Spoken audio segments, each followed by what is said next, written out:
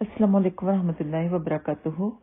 Ji my dear, आपका सवाल है कि नबी पाक सल्लल्लाहु अलैहि वसल्लम, आपने सुना है कि नमाज इशा के बाद नफल पढ़ा करते थे। तो यस, आप सल्लल्लाहु अलैहि वसल्लम 4 नफल पढ़ा करते थे इशा की नमाज के बाद। तो हमें दलील मिलती है सहीह बुखारी हदीस नंबर 697 से। और भी हदीसें हैं, लेकिन मैं आपको एक ही बात सुनाती हूँ कि हजरत इब्ने अब्बास रजी अल्लाह तआला अन्हु फरमाते हैं कि एक रात वो अपनी खाला मैमूना रजी अल्लाह तआला अन्हा के घर में रह गए, जो कि नबी पाक सल्लल्लाहु अलैहि वसल्लम की ज़ौजा मोहतरमा थी।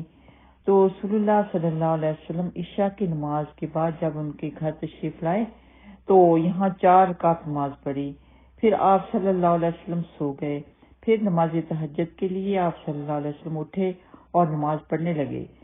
तो फरमाते हैं कि मैं भी उठकर आप सल्लल्लाहु अलैहि वसल्लम के बाईं तरफ खड़ा हो गया, लेकिन आप सल्लल्लाहु अलैहि वसल्लम ने मुझे अपनी दाहिनी तरफ कर लिया।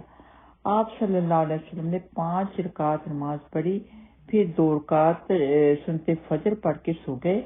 और फरमाते हैं कि मैंने आप सल्लल्लाहु अलैहि वसल्लम के खराटे की आवाज भी सुनी। फिर आप सल्लल्लाहु अलैहि वसल्लम फजर की नमाज के लिए बरामद हुए।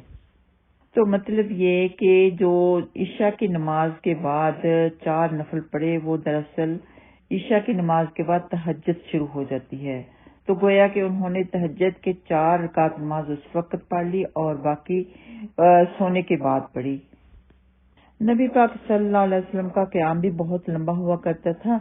और ये भी है कि इस तरह नमाज जो तहज्जुद की है उसमें थोड़ी सी आसानी हो जाती है कि कुछ नफल आपने ईशा के बाद पढ़ लिया और कुछ फिर रात के आखिरी पहर में पढ़ लिए। तो रात को जब आखिरी पहर में आप तहज्जुद पढ़ेंगी तो आपको ज्यादा मौका मिल जाएगा दुआएं करने का, जिक्र अज़कार करने का। ये ज्यादा आसान भी लगता है और इस तरह सुन्नत पर जब हम अमल करते हैं तो उसमें ज्यादा बरकत होती है। तो वैसे तो चाहे जिसका दिल चाहे रात के आखिरी पहर में सारी की सारी तहज्जुद पढ़ ले, चाहे जिसका दिल चाहे ईशा के बाद पढ़ ले, या फिर तुलुए फजर से यानी कि अज़ान से पहले पहले अपनी तहज्जुद की नमाज पूरी कर ले, क्योंकि ये नफल नमाज है। तो अगर आप ईशा के बाद 4 रकात नमाज पढ़ेंगी तहज्जुद की, तो गोया के आपने सुन्नत के ऊपर अमल किया तो उसका आपको ज्यादा दर्जा मिलेगा। फिर कभी कभार ऐसी भी होता है कि इंसान की आंख नहीं खुलती तहज्जुद की नमाज के लिए, तो जब उठता है तो फजर की नमाज हो चुकी होती है।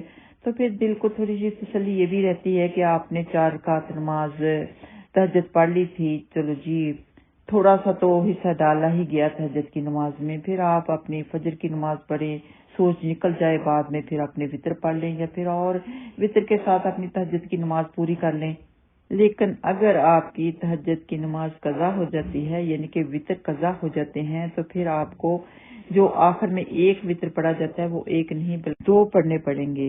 और ये भी सुन्नत से साबित है कि जब भी नबी पाक सल्लल्लाहु अलैहि वसल्लम के आखिरी अयाम में उनसे कभी नमाज तहज्जुद कज़ा हुई तो फिर जब उन्होंने सूरज निकलने के बाद पढ़ी तो फिर एक वितर की बजाय हमेशा 2 ही पढ़े, यानी कि 11 रकात नमाज तहज्जुद की बजाय उन्होंने 12 रकात नमाज तहज्जुद पढ़ी। इसकी दलील भी सही मुस्लिम की हदीस नंबर 1743 में मिलती है कि हजरत आयशा सिद्दीक़ा रज़ी अल्लाह तआला अन्हा ने रिवायत की कि नबी पाक सल्लल्लाहु अलैहि वसल्लम जब आपकी रात की नमाज बीमारी या किसी और वजह से रह जाती तो दिन की 12 रकातें पढ़ लेते थे। यानी कि तहज्जुद की रात नमाज अगर उनकी किसी वजह से रह जाती तो फिर वो दिन में 11 रकात की बजाय 12 रकात पढ़ा करते थे। ठीक है। अस्सलाम वालेकुम रहमतुल्लाहि व बरकातहू।